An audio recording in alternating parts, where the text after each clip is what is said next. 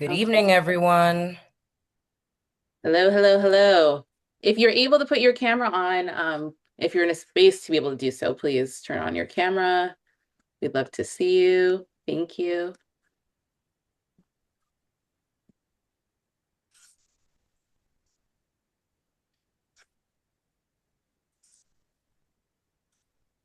Hi, folks. Oh, it's so good to see you guys.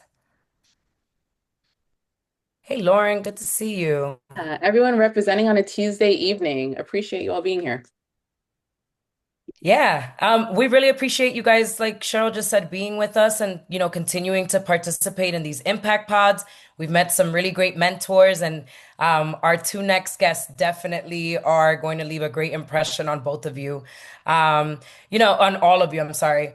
A real quick, just kind of setting the tone, right, of these impact pods if you haven't participated in them, whether you are interested in legal or not, right? I think that our guests and our speakers will bring not just their insights and the way that they've gone through the pathway of law and legal, but they're also going to bring us insights of, as you saw in their bios, they're student athletes, they're first generation. They've been where you've been, right? They've had those thoughts, they've had those positive thoughts, but they've also had those imposter thoughts, right? That they've had to work through. So we appreciate all of you being here, no matter your major and no matter your pathway, because at the end of the day, these two girl bosses are going to show us about perseverance and, what happens when things go our way. But we've talked a lot about what happens when we have to pivot, right? So we're very excited to have our guests and great friends here with you today. And also, we've talked a lot about interacting with our mentors and opportunities to network. So we definitely encourage you to ask questions throughout today's session. So we'll leave some time at the end of our session for Q&A, but we're really hoping that this can be conversational. So we'd love to hear your thoughts throughout. So feel free to be active in the chat, use your reactions and being able to engage throughout today's conversation. So I would love to start off by introducing Kiersten McKoy, who is actually legal counsel at FX Network. So just a quick story noting just how we can never be too sure of how we can interact and how we're constantly, every opportunity is an opportunity to network. Kiersten and I actually met in the most LA way possible on the beach out here in LA and connected over previously being student athletes, finding out that we had similar paths and found ourselves in Los Angeles. But just noting that being able to connect with people in different spaces is just really important. You just never know where you might meet somebody. So Kiersten is, as I mentioned, Senior Counsel of Legal Affairs at FX Networks, where she supports legal strategy across media and entertainment. Her work spans contract negotiation, product support, and navigating the legal considerations behind shows and content that we all see on screen. So I'm sure she'll be able to speak more about some of the projects that she's involved with. She began her career with a strong foundation in public service and has built a path that blends law, media, and business. And I think Kiersten's story is extremely relatable. As a former student athlete, she brings a team-oriented mindset and a practical approach to problem solving. And I'm really excited for her to be able to share some of that insight in terms of building a legal career in entertainment and the skills that she's acquired along the way to make her a success. So we're excited to have Kiersten with us today. Hi, everyone. Thanks for having me. And we also have with us today Morgan Anderson. Cheryl and I, again, you guys are getting to meet some of our greatest friends and folks that have been there along the way, right? So while Kiersten and Cheryl met in the most LA way possible, Morgan and I met in the most New York way possible, which is just being loud in a room somewhere. We went to college together. And again, just, snap to what Cheryl just said, right? Because we don't know. I think, again, Morgan and I staying connected just shows you that again, be friends with everyone, right? Because as I tell you about Morgan and I meeting, right? She was a student athlete. I was not. She had, she was in a different major as myself and all of those things. But again, connecting with people in your class, but staying connected, right? And making those kind of really genuine, experiences with one another, I think leads itself to these future networking opportunities. So, really great to have Morgan here with us. As you guys saw in her bio, Morgan is a New York State attorney with experience in City Hall and state agencies, and now she focuses on retirement benefits at a major public pension fund. And again, Morgan was also a student athlete, and definitely knows about the grind that many of you, right, while you're balancing, your jobs or maybe sports or organizations. And we'll definitely speak to that. But we're really excited to have her here and to talk more about her experience, with law and these government entities. So thanks for being here, Morgan. Hi, everyone. Happy to be here. Thank you for having me. Perfect. So I'm going to actually stop sharing my screen because in order for us to have a more intimate getting to know you, again, for those of you walking in, we're using our chat, we're using the reactions. We're going to start and guide some questions, of course, right? But we also would love to hear from you guys, especially specific questions as our guests, start to share their stories. So Perfect. Oh, go yeah, ahead, Cheryl. no, I was gonna say, for our two mentors who are here with us, I know your time is valuable. So maybe to get us started, can each of you share just a quick snapshot of who you are, what your current role and like day to day looks like to get us started? So whoever wants to jump in first. I can go. So I'm Kiersten McKoy. I got my law degree in New York City, actually. So Oh. probably have ran into you guys at some point. But I went to New York Law School. I went to Georgetown for undergrad. I played volleyball there.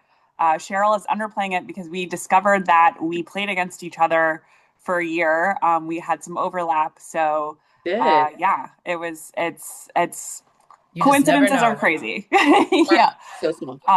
But yeah, so I played volleyball. I graduated in 2010, and then I went to law school. I took a year off in between, and then I went to law school in New York. I kind of knew I wanted to be in the entertainment or sports space. And so I just kind of focused all of my electives on things that were applicable to those industries and tried to intern at places where I thought would at least translate at the very least. So I got very lucky. And my second year of law school, I got an internship at ESPN. They had a location in New York City by Lincoln Center. And I interned there for a year, so I got to work on crazy deals. If you follow sports at all, there's something called a spider cam that flies across the screen and it looks like a little spider. So I got to work on that deal many, many moons ago, and a lot of production deals for ESPN. There was something called, what was it called? They had like a Grantland. There we go. They had a magazine called Grantland I got to work on. They were doing negotiations for NBA and NFL deals. And it was like this tiny little woman who was negotiating those deals and going up against the big wigs. So I got some really good experience there. I got to work at Madison Square Garden my last year of law school. And yeah, and then I graduated without a job. So my career Mm. wasn't super linear. I worked at my law office admissions office, my law school admissions office, which, was not the job I was hoping for, but I just needed to pay the bills. And I got a clerkship at my law firm.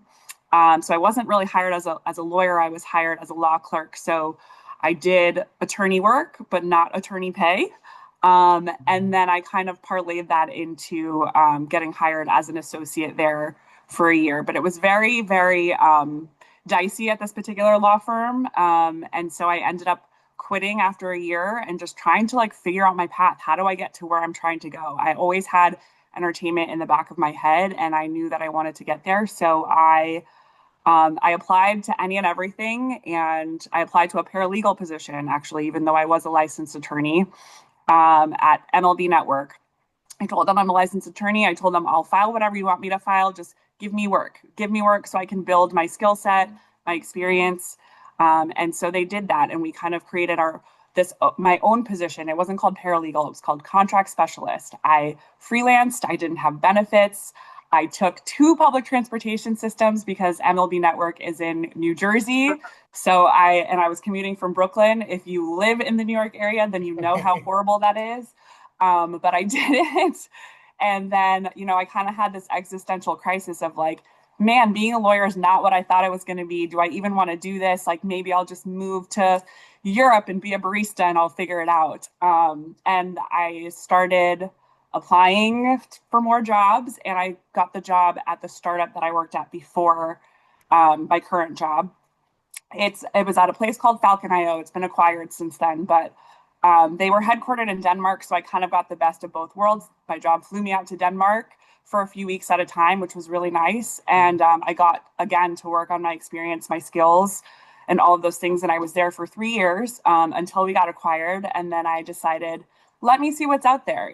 I had been working at that point for about 4 or 5 years, and I felt like I had honed in my skills, my negotiating skills, my drafting skills, and just decided to apply for tech jobs and for entertainment jobs. And I got an interview for FX, probably because I worked at ESPN many years ago. And I still had some contacts at ESPN who were willing to let me use their name to get my foot in the door. And yeah, I interviewed for this job, and they flew me out to LA. I was still living in New York at the time, and they flew me out to LA, and I interviewed with so many people, but I was the first person hired on my team. And now we have a team of 5 lawyers, and we support the FX marketing team, the Onyx marketing team, probably on some shows that you may have heard of. I don't know what you guys are looking at these days, but Shogun is a big one. The Bear is a big one. I'm trying to think. Alien Earth is another big one that we have right now. Some classics that we have that you may have heard of are Atlanta, It's Always Sunny in Philadelphia, American Horror Story. So lots of different shows. Way, way, way back, probably before you guys were even born, or maybe you guys were kids. Nip Tuck was another big one.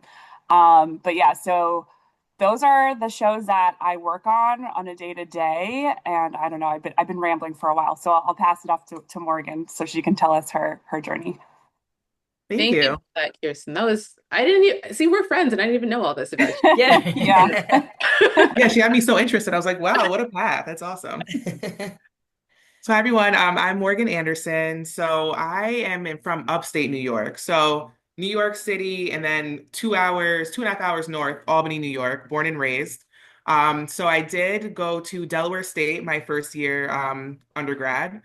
HBCU, great experience. I played basketball there, but I could not concentrate. I'm gonna be honest with you. I was not focused. I guess I wasn't mature enough. I just had to be closer to home, and I was very homesick. So I found myself at Lemoyne College. I was on the basketball team there as well. I graduated in '08, and throughout college, I wanted to be a psychiatrist. Okay, random. So I was like, okay, I'll start with psychology, but I really liked math, so I took accounting classes. AKA, I had no idea what I wanted to do. Law wasn't really on my mind. My mom's an attorney, so it's always been in the back of my mind, but I was like, I'm gonna go a different path. So I graduated in 2008, and I took 2 years off. And during the time, I was a runner at a law firm, which means it was a lobbying firm. So I was running back and forth to the Capitol building, delivering memos of opposition or memos of support to different legislators. I was taking the partners' cars to the car wash. I was doing their dry cleaning. I was going to get lunches, that kind of thing. And then I continued my public service because I had part-time work at the Attorney General's office in high school. I started working for environmental conservation, which was like nothing to do with anything I ever learned about, but they were hiring and I was interested in public service. So I did that for the 2 years and still did the runner job part-time. And finally, I was like, okay, it's time to like figure out what I want to do. I took the LSAT, fun times, and I ended up going to Albany Law School, where I kind of just did broad. I just took everything. I took like casino law and like corporate law, everything, just because I just did not know what I wanted to do. So I think it was my 2L year, I got an internship with the Gaming Commission here in upstate in Albany.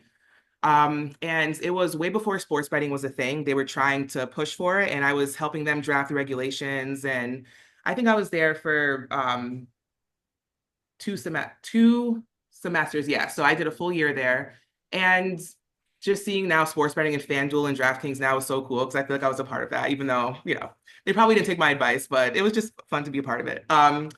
So when I graduated law school, I let's see. My first job out of law school was assistant corporation counsel with the city of Schenectady, which is where I am now.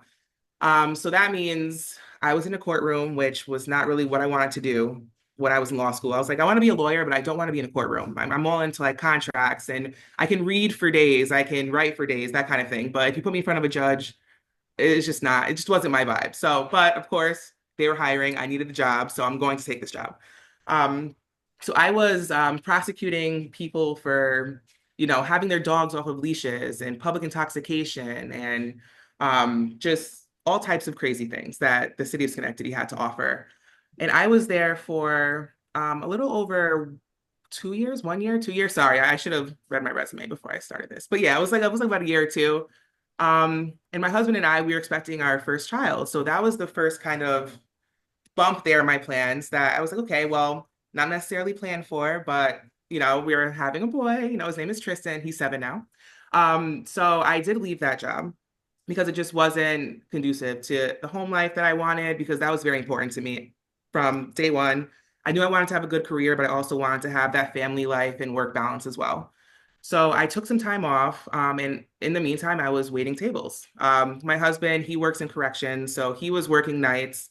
Sometimes he was working overnight. So he would work the nights. I would be home. I would have my sister's help during the day. We made it work, but I don't need to get into all those details. But when I went back to work, I went to a construction company, DASNY. It's the Dormitory Authority of the state of New York. So they do all of like the SUNY campuses, the state institutions. They do the construction for that, and I was a contract specialist there.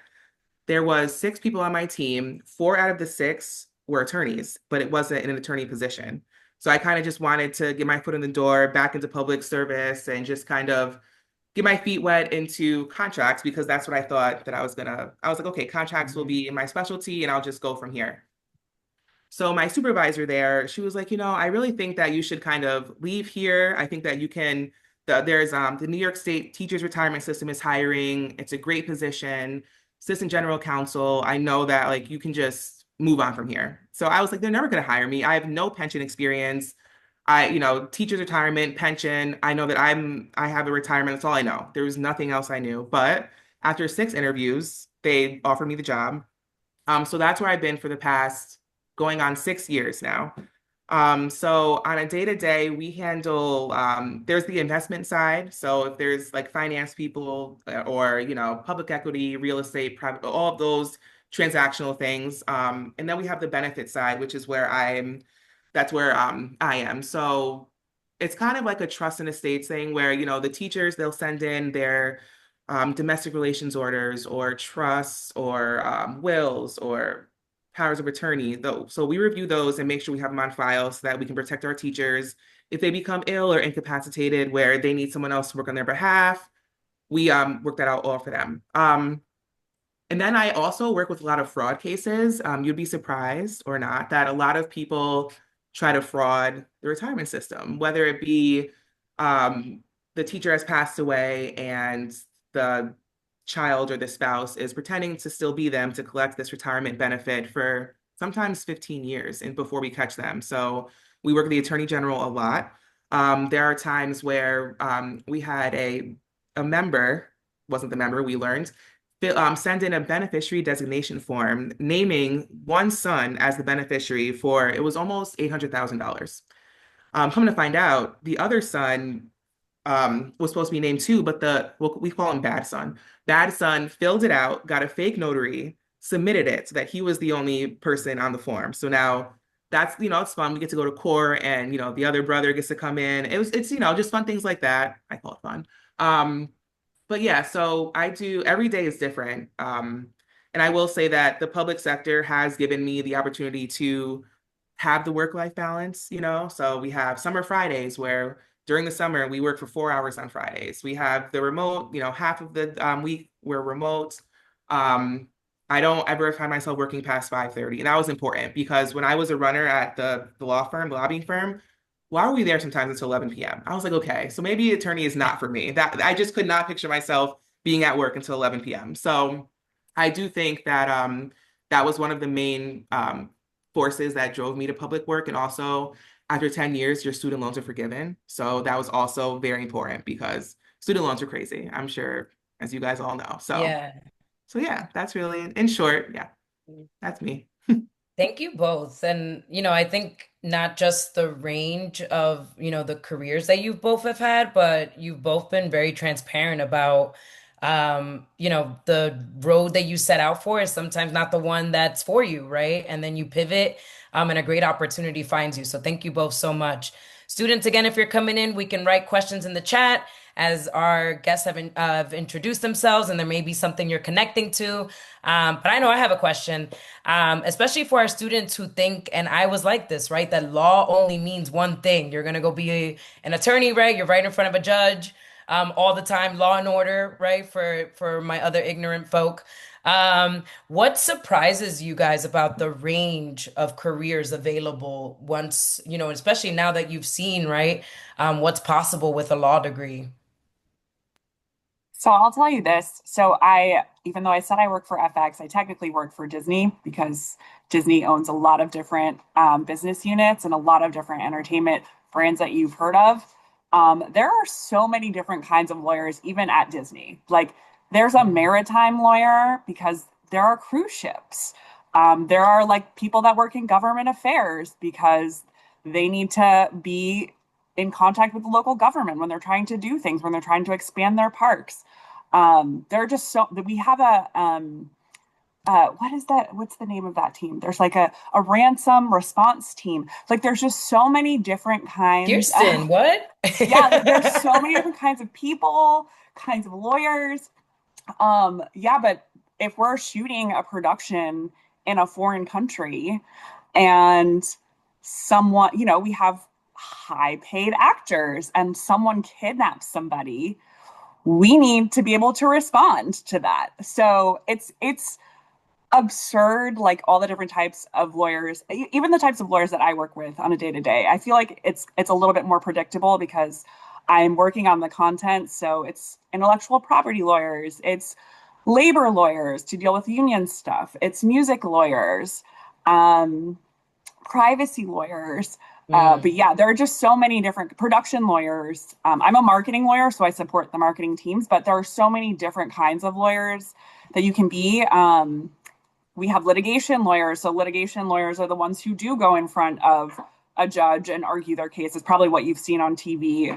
But I too did not want that lifestyle. So I've never, aside from swearing in and maybe like one other time in high school, I had to go to a courtroom to see a trial. Like, I've never set foot in a courtroom. I'm all like negotiating agreements, working on contracts, advising my clients on their ideas and things like that. So there's all different kinds of lawyers that you can be. So I would say don't limit yourself. If you can think about it, it like probably exists. And now I don't know if this is appropriate to say, but there are cannabis lawyers now. Like, there's just so many different kinds of law to practice. So try not to limit yourself. Yeah, that's great to hear and surprising. Well, not surprising that there are so many, but just like it's constantly evolving as well. And if you think about the type of law being practiced today versus what it's going to be in 10 years and where it was 10 years ago, it's just like limitless. Yeah, like we're broaching the subject of AI now. So there's going to be AI lawyers, whatever that means.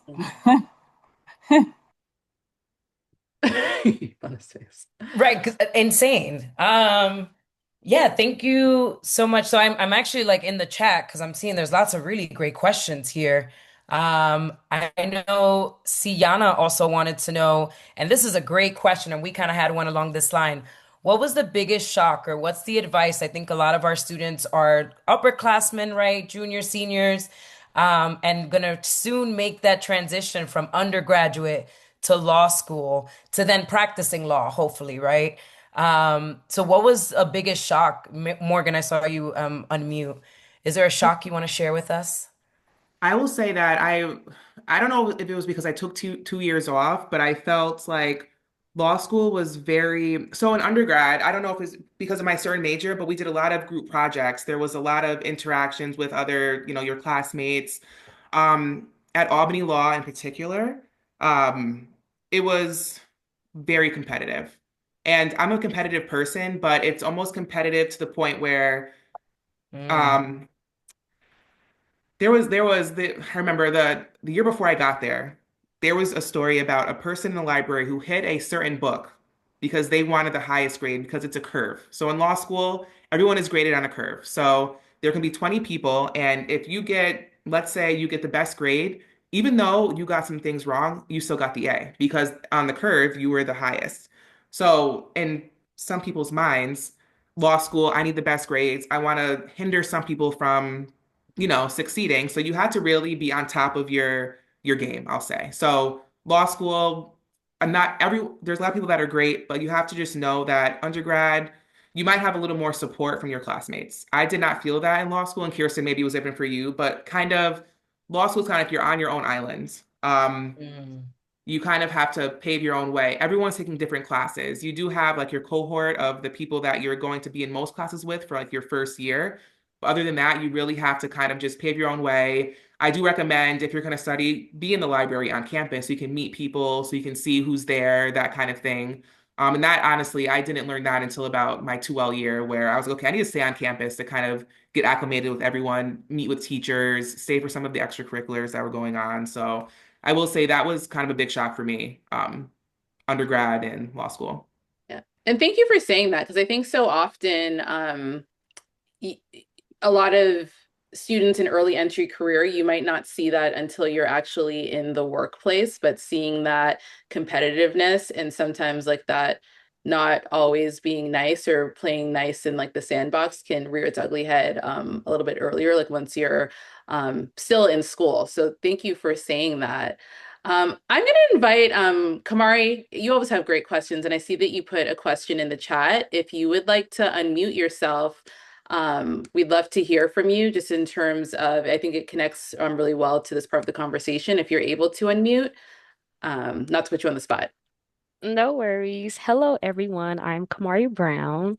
My question is, as Black women practicing law within systems that were never designed within our communities in mind, how have you learned to balance being an exceptional legal technician within being a protector of humanity, especially in moments when the system rewards efficiency over care? And then the second part is, and what guidance would you give someone entering this work who wants to build a career that is both impactful and sustainable without losing themselves? It's a lot. I'm sorry. But it's the question on everyone's mind, Kamari. Thank you, Kamari. Yeah, whichever one of you would like to start. Yes, yeah. I feel like the legal field can be very conservative. They'll tell you, you have to look a certain way, you have to dress a certain way, your hair has to look a certain way. And I think I've just kind of, as I've gotten older, it didn't start this way, but as I've gotten older, I've kind of like learned to play the game a little bit. So, I'll show up for my interviews, hair pressed or pulled back, and, I'll wear the suit and I'll look the part. And then first day, I'm like, here I am. You can't fire me now. Like there are laws against this. But I think it's also important that when you're being interviewed for a job, you remember that you're also interviewing the people that you are going to work with. I think it's important to like probe and ask those questions and make sure that you're on a team that, like you said, kind of like respects humanity. I got very lucky on the team that I'm on. On my small team of 5, there's not another Black person, but I think we all respect each other. We're Mm. mostly women. There's 4 women and 1 man, so that's also kind of rare. But we have a Jewish person, we have a Korean person, we do have the one tall white guy on our team, but everybody is really respectful of each other. We're respectful of what's going on in the world, and I think that's important to look for those things in interviews, or when you're doing like your research on the company. I think that is super helpful. And maybe, maybe they're alumni who went to who work at the same place that you're looking to work at, ask them those questions. But I think it's important to do research and kind of feel it out in that process as well. And if you get a bad feeling, it's okay to say no to a job. There is an opportunity that will come along.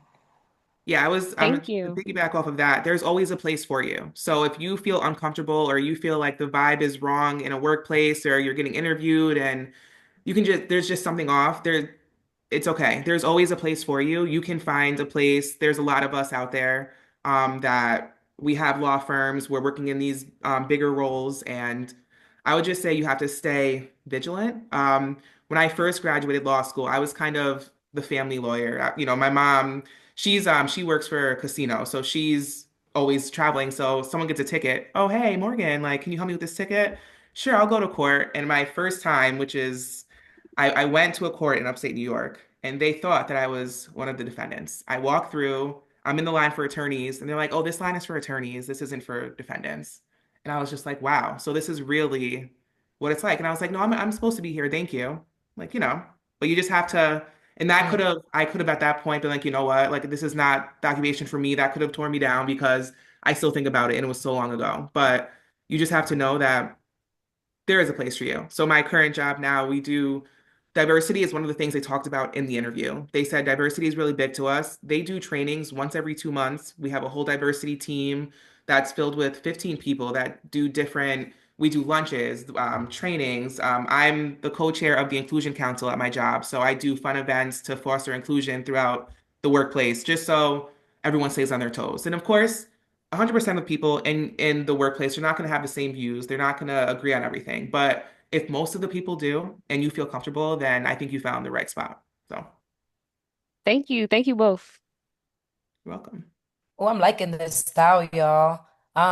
Judea, I don't know if you're available as well, but you just put a question and it popped in soonest for me. I don't know if you're able to unmute and ask your question to our guests, or if there's anyone else who's like ready to go and would love to ask a question that they put in the chat. We'd love to hear from you guys. Yeah, I can go ahead and unmute. Hi, my name is Jade Crisp. I'm a senior political science major, legal communications minor, attending a Howard University from Los Angeles, California. And my question was, what skills mattered most early in you guys' career that school, it could be undergraduate or law school, didn't prepare you for? I mean, the running thing I'll say about law school in particular is they say law school does not prepare you for being a lawyer. And I would say that that's true. I tried to take a lot of like practical classes, like drafting, because I knew that I wanted to do contract law. But nothing really prepares you like real world experience. So trying to intern or do externships while you're there, I think is helpful. So you at least are like familiar with some of the documents you may see, or some of the types of arguments that you can make. I think is really helpful. But it's just one of those things you kind of learn on the job and are just, at least for me, I was at a really small firm, so I was thrown into it right off the bat, and I kind of had to just figure it out. So I think being a student athlete kind of helped with that, like my resourcefulness, just my like I call it scrappiness because I was given problems that I didn't really know how to solve. And then I was like, okay. And Google was my best friend. And I was just like researching and doing all of the things I could to figure out how to make my clients happy. So yeah, I feel like law school is like a good example of that because it really doesn't train you for being a lawyer at all. Yeah, yeah. You can in law school, you learn how to research things. You learn how to read the law. You learn how to write a little bit. But I would say that you kind of really just any internship or even they at Albany Law they had like clinics where you got like real experience working with clients. Do all of that if you can. I had to work throughout law school, so my first year of law school, I had like three different jobs. I was crazy, but I did part-time because the bar doesn't allow you to take 20 hours a week working with a full-time schedule. So I did part-time my first year. But I would say you have to really just get the experience. Even like, for example, I work at a pension firm, and when I tell you I did not know one thing about pension, So my first day, I was shaking in my boots. I was like, I'm an imposter. I don't belong here. Like, I just was so nervous. But then you'd be surprised that like everyone is learning too. Like you're not the only one. Everyone is in this world learning. No one is perfect. We're all trying to be great, our best selves and learn these jobs. So I would say that experience really is the best thing you can get. Just to piggyback off of that, that's such a great point. There are so many people in very high up positions who do not know what they're Yeah. talking about or doing. So if you feel if you feel like, oh my God, I don't belong in this room, trust me, you do. Yep. And you will find your niche and the way to make yourself valuable to the team. But there are so many people who don't know what they're talking about. So just don't be intimidated by the fact that you might be green when you first start. Mhm. Great point. I love that you said that. And Kiersten, you had mentioned earlier in terms of taking a gap year. I see a question in the chat from Sienna who asked about if you could talk more about your decision to do a gap year and would you do it again? I think that's so relatable to this part of the conversation. Yeah, absolutely. I would do it again. I kind of did mine out of necessity. I was planning to take the LSAT in November of my senior year of college. And if you played a fall sport, that's kind of like still in season. Maybe like it kind of depends on how far you go. But even if it was out of season, let's say we lost, I didn't really have time to study for it. And I knew that I did want to go to law school. So I was like, I don't feel comfortable taking a test that I don't really have time to study for on top of my regular schoolwork and traveling and all of those things. So when I was talking to my mom and I was stressing about taking it, she was like, just come home and study and take the exam and then work while you're here for a year, save up your money, and then go to law school. So that's what I ended up doing. And I would 100% do it again. And I feel like it gave me a chance to kind of research what law school was because I knew that I wanted to go, but I didn't really know what it entailed. So I had a job where I sat at a desk. I was like a personal assistant to a CEO of like a medical repair service company. And that I knew that wasn't what I wanted to do. So I spent a lot of time Googling what is it like to go to law school and learning from other people's experiences. And I saved up that money that I made. I blew it all probably in the first semester because it's New York City, but I at least had something to start with. But yeah, I would totally do it again. Yeah, me too. I did 2 years and I was not prepared. I did not know that I wanted to go to law school. What I did know is that I needed a break. I was like, you know what? Undergrad was not easy, especially playing sports. I was like, I just need a break. I just want to be home with my family, hang out with my friends, work, make some money. I didn't work during undergrad because with sports, you really can't. You can't have a job. So I just wanted like some time to myself, figure out really what I wanted to do. Like, do I want to go to law school? What do I want to do? I knew that I had to get something more. I knew that in this economy, in this, this temper, like I just knew that my college degree was not going to cut it for what I wanted to do. I was like, okay, so law school, should I get my master's in psychology? Like, what do I want to do? So then I started working at the law firm. I was like, you know what? I want to be like these people, but not working as crazy. Like I want to, be a lawyer. So 2 years later, took the LSAT. And talk about not preparing you for law school. That test has nothing to do with law school. Why am I looking at shapes? Like it just made no sense. But I will say that the 2 years was needed for my mental. And I would 1,000% do it again. So. Thanks so much for sharing that. I think so often, like I hear from students all the time that they feel like they have to stick to this timeline that's like in their heads or what they think it's supposed to be like this like linear track. So really important to be able to hear that from you all that just hearing your stories, it's not all linear and it's not always going to go exactly the way that you want it to. Mhm. Unless anybody wants to mute, Rose, I see a great question that you I literally was gonna choose on Rose. Like, Rose, that's a great question if you can unmute yourself. Hi everyone. So my question is, how did you stay motivated despite receiving jobs or positions that did not necessarily align with your future goals?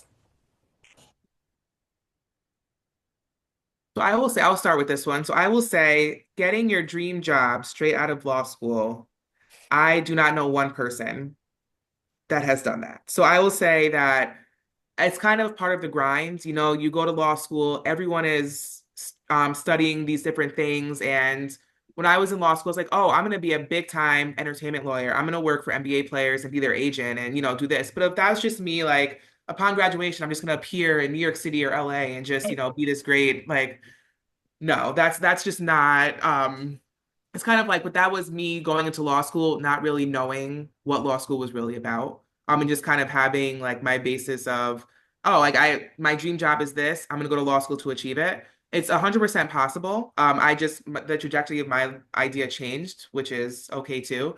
But I would say to even have a job is what motivated me to get something better. Like if I got my job out of law school, I was like, okay, I'm starting here and I'm building my work experience and I'm going to become the best version of myself at this job so that my next job I can add all this to my resume and say I'm an expert in all this and then keep building on myself that way. So I would say every job is motivating, especially out of law school because I did it, I'm here, and now I need to go from here to here um, in the workplace. So.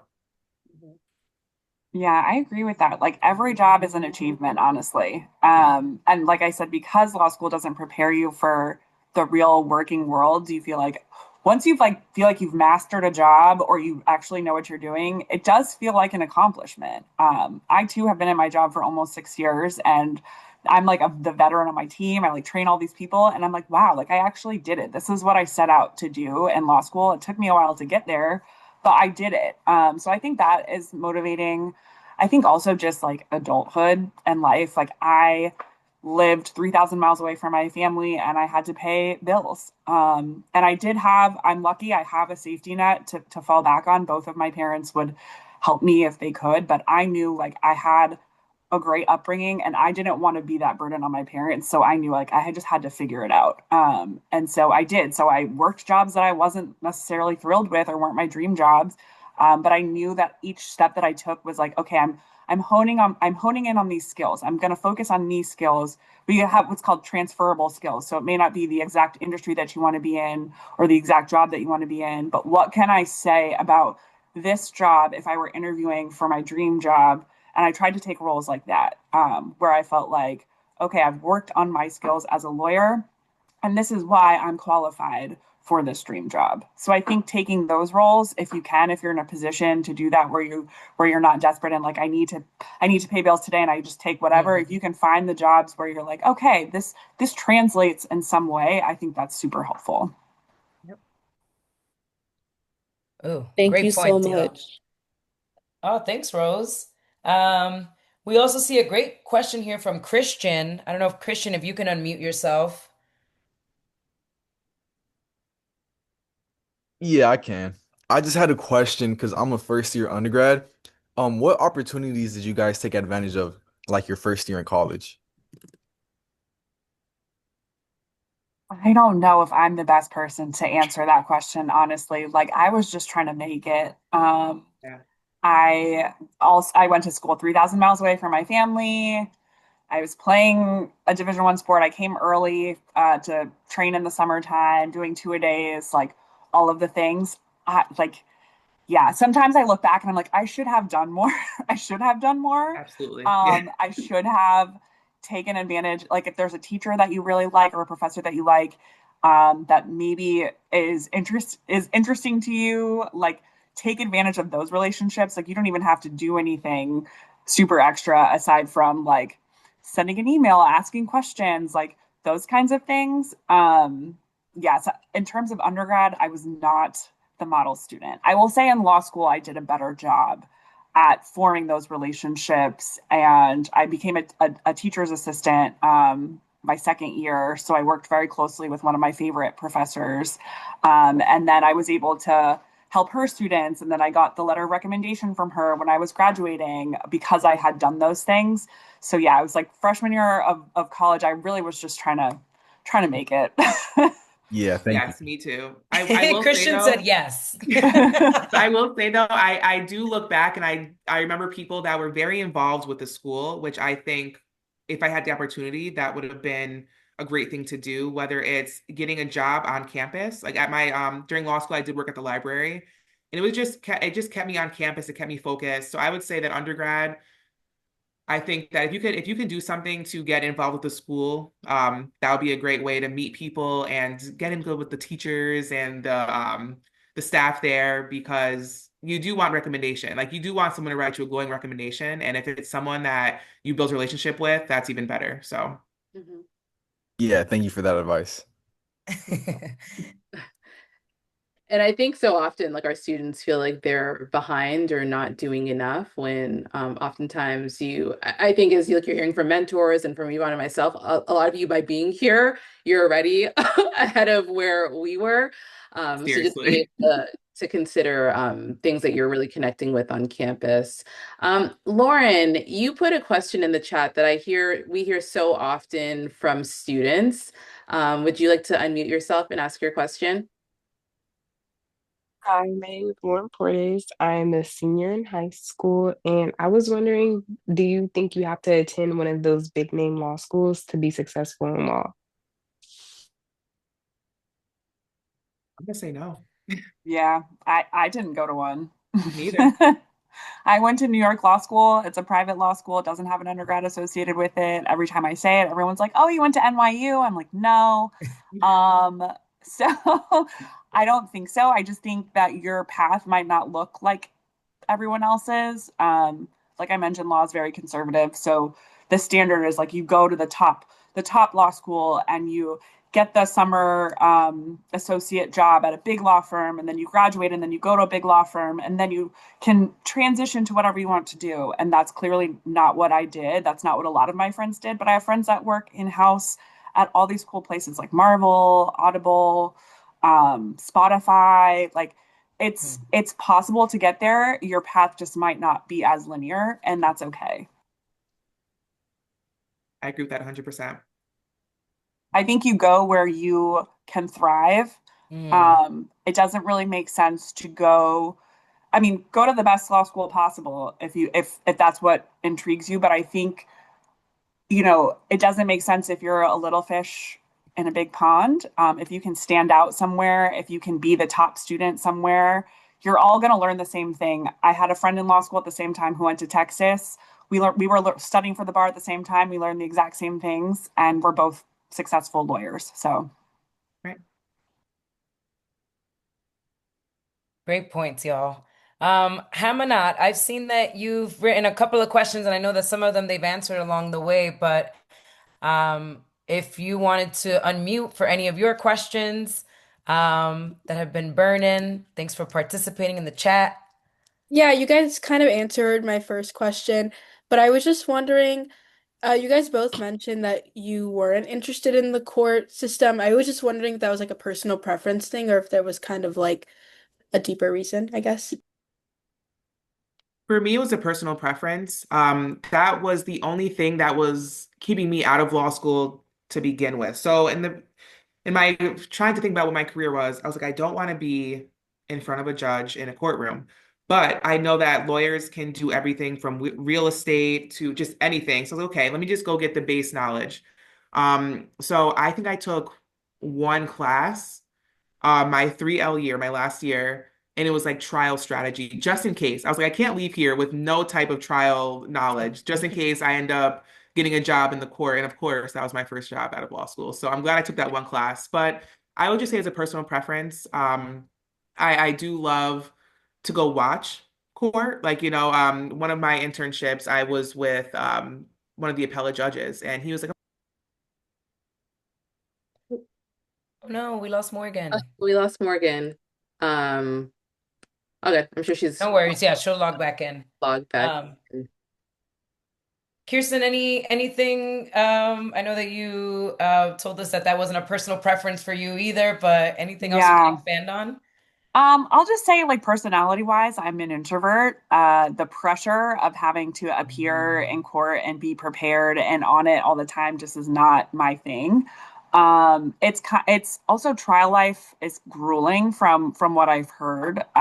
Sometimes cases can take months, they can take years. It's a lot of like researching and going through these documents, and it can be kind of a drag, and you don't really have great work-life balance. From what I've heard, I love seeing my friends. I love seeing my family. Like I want to be able to go to people's weddings and events and things like that outside of work. So I knew like I needed a little bit more of a balanced life. And I feel like trial work sometimes is not as balanced.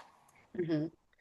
And I think so many people either connect with that or don't connect with that. And I think it's so great to being able to hear different perspectives that that's not necessarily what you have to do in order to go into law. Yeah. And I think it's just so great being able to hear like the different areas. And there's Morgan. Sorry, we Right. lost you for a I'm second. sorry. This is what I said. Zoom and me we're just not like I don't know what happened, but my computer just shut off and it said you've been signed out. So I'm on my No phone. problem, friend. No, I'm sorry. Um, I love that you both have been very unwavering as well. Like you've played the game and you've done the things that you have to do, but you've also been very unwavering on your do's and don'ts, right? And I think Sienna asked a great question last. And I'd love if she unmuted herself because it's the question we all have about how do we balance it all, right? Hello, everyone. My name is Sienna Gabrielle. I major in legal studies and double minor in African American studies and journalism at American University. And my how did you balance my life in undergraduate? Well, sorry, Sienna, we were losing some of that, but I think your question, and thank you for unmuting yourself. I know it takes some courage from some of our students, but I know part of your question was in terms of the overall balance and how they might give any advice in terms of how you balance your personal life and undergraduate, law school career. And I just kind of want to give kudos to both Kiersten and Morgan because as you've been speaking, it sounds like that's a focus and something that you've prioritized. So if you can speak a little bit to just like what that's looked like throughout your academic and now into career journey. You want to go first, Morgan? I feel like you're juggling a little bit more than me. I'm just trying to log back in through the computer. So yes, you Okay. go. Okay. So yeah, I mean, I don't know if I did the best job balancing in undergraduate, but I will say in law school, I was a study hard, like party hard kind of girl. So I would come home from school, I would do my homework, I would take a nap, and then I would go out with my friends until the middle of the night and then come home, sleep for a couple of hours, and then go to class. So I was crazy in law school. I did not get much sleep. But in my adult life, it was kind of similar vibes because I was living in Brooklyn. And it was like, I'm going to work. I'm going to work really hard. New York is a grind. Like they expect you to work hard. They expect you to hustle. They expect you to get it. And then, oh, I'm going to meet my friends at this happy hour. I'm going to meet my friends at this party. And that's like what I did for many, many years. But now that I'm a little older and out of the party scene, I feel like it's important for me to set boundaries. So if I'm getting emails at 8 o'clock at night, like it better be for something urgent. And I always ask myself, like, can this wait or is this something that I need to tackle now? And if it can wait, I'm going to handle it tomorrow. And that's just kind of what I've set for myself. Same thing with like a weekend email. Luckily, I don't get them too much, but I'm going to presume that if I get an email on the weekend, it's urgent. But I always ask myself, like, is this something that can wait? I'm not performing brain surgery, like I'm not saving lives. So if it's not like, we're gonna miss a production deadline and our show is gonna be delayed and everyone's gonna look to me, then I will handle it tomorrow. And I think like people have respected that. I'm lucky that I have a boss that also respects that. She has kids, and she also doesn't want to be working super late. So she's kind of set the tone for that in terms of you have a doctor's appointment, like come in when you need to, or you need to work from home today, like that's fine. So I think finding those people that have the same similar values, like we have lives outside of being lawyers. And so taking care of you first, I think is really, really important. And I think finding a team that respects that is also super important because I've been in jobs where I didn't have a leader who respected that, where he would walk in the door at 6 p.m. on a Friday and be like, okay, let's get to work. And I'm like, I've been here since 9 a.m. What do you mean? So yeah, I think it's just important, like I said, in the interview process to ask those kinds of questions. I agree. I will, yes, and just like you, law school, there was no work-life balance. I wanted to have a social life, but I also needed to make money, but I also needed to get my good grades. Sleep was not really a priority. But now I will say work-life balance looks differently. I have two kids and one just turned one. So I'm very, very busy. But my job, if I'm working past 5:30, there must be an emergency. And honestly, on the food chain, I'm not the one that's probably handling it. So you can loop me in, but I don't need to be like, in the field.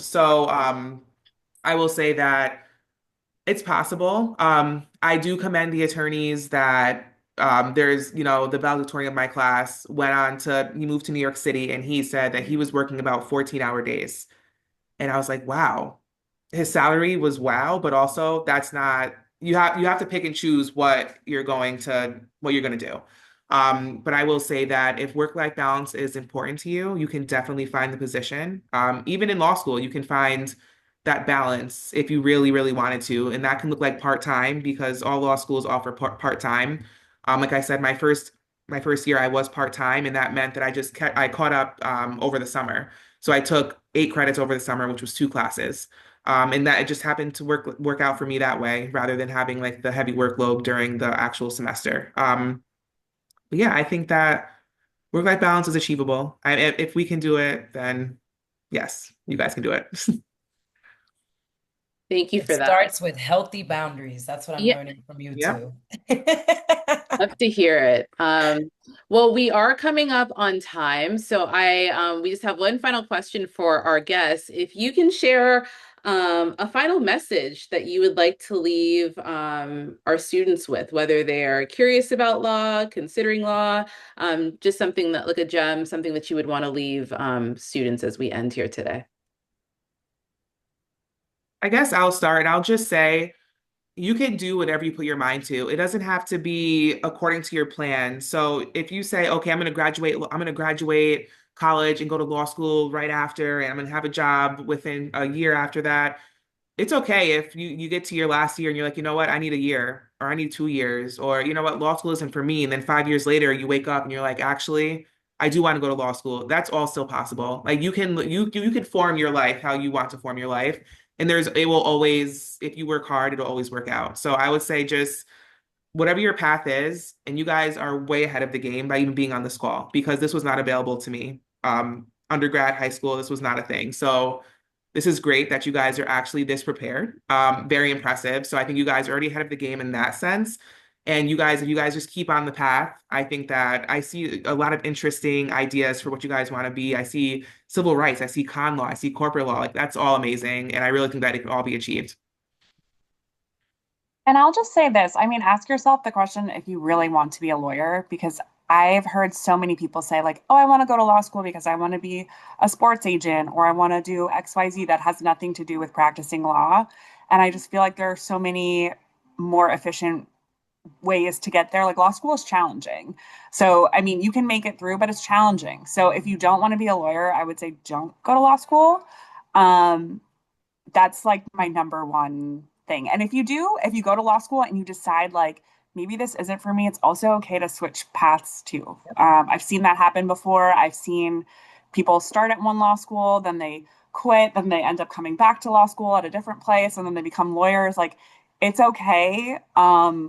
Like Morgan said, like your path doesn't have to be linear. It's okay to change your mind, to switch, to explore. Like now is the time to do that. So I just encourage you guys to really figure out what you want to do. Love. Thank you both so much. I mean, again, Shara and I both know you and know your stories, but it's always great as you share with students. We learn so much more about each one of you and each one of the mentors and what it's taken to get to this point, right? And all I kept hearing was flexibility and being kind to yourself, but also, again, that unwavering piece of knowing what you want and going for it. So we really appreciate you folks being here. If we can just give a round of applause, virtual applause to our guests. Um, I also know that in the chat, we have also had a question if there's a way to stay in contact with you folks, Morgan and Kiersten, if you wanted to Mm. drop any contact information or just your LinkedIn's for students to connect. This is an eager crowd who definitely wants to make sure that they're connecting with mentors. So appreciate you folks. Again, logging in and quick reminders. You know us, we got to do quick reminders while we're here. We wanted to put at the forefront, right, our calendar. You folks have seen this. Our next event is this Saturday, right? A lot of what we heard was about building your confidence and that imposter syndrome, and how do we start to combat against that, right? So this Saturday will definitely give us a lot of insight on imposter syndrome, and we'll have our guests and another mentor pod who will continue to speak about, we started this on First Gen Day, and now we're going to be able to really take a session to talk about where each of you is at when it comes to this confidence piece, and how that starts to impact you as you move through your careers. But again, just putting this calendar in our faces again, so we know that there's tons to be done and tons more really cool mentors to interact with. Yeah, thanks for saying that, Ivana. And then as a reminder, as we are talking about preparedness and opportunities coming up, we are still offering, you can go to the next slide, Ivana. Oh, We're yeah. still offering individual resume sessions. So a lot of you on this call, I've been seeing your names pop up and coming into the sessions in terms of being able to connect with our team around your application materials, keeping in mind that a lot of internship opportunities are opening right after the holidays. So we want to make sure you all are prepared for that. So if you haven't already, or if you've only done one session, feel free to schedule another session. We're offering those Monday, Thursdays, and Saturdays. So we'd love to see you all there and talk more individualized about your plan moving forward. So yeah, I think next we'll see you all on Saturday morning. Feel free to reach out to us in between. We'll be sending out, the link has already gone out for Saturday, but please make sure that you register for this Saturday session, which will be another great one. And huge, huge, huge thank you to our mentors once again, Kiersten and Morgan, for spending their Tuesday nights with us. And thank you all for logging in. We'll see you at the next one. Appreciate you all. Bye, everyone. Have a Bye, good y'all. Bye.